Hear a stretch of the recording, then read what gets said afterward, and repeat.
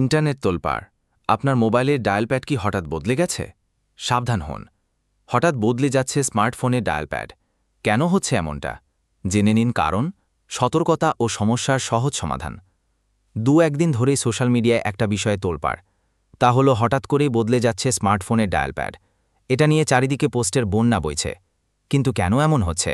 তার আগে এই ধরনের ভিডিও পেতে অবশ্যই আমার এই চ্যানেলটিকে সাবস্ক্রাইব করে পাশে থাকা বেল আইকনটি বাজিয়ে দেবেন। তবে কি এটা কোনো জালিয়াতি বা স্ক্যাম? ব্যাপারটা খুলসা করে বলা যাক। অনেক স্মার্টফোন ব্যবহারকারী অভিযোগ করছেন যে তাদের মোবাইলের ডায়াল প্যাড হঠাৎ করেই বদলে যাচ্ছে।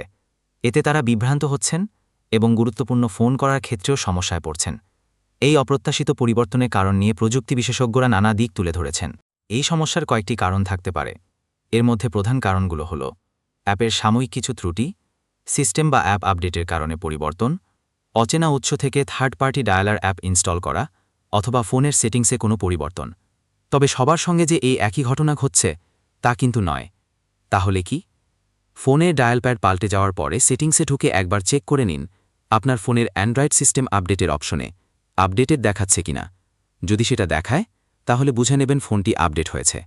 আর যদি আপডেটেড না দেখিয়ে আপডেট করার জন্য অপশন দেয়, তাহলে কোথাও একটা গণ্ডগোল রয়েছে। ফলে এর সমাধান কি? সমস্যা সমাধানের জন্য কিছু সহজ উপায়ও বলে দিচ্ছেন বিশেষজ্ঞরা। প্রথমে ফোন রিস্টার্ট করতে হবে এবং প্রয়োজনে ডায়াল অ্যাপের ক্যাশে ও ডেটা ক্লিয়ার করতে হবে।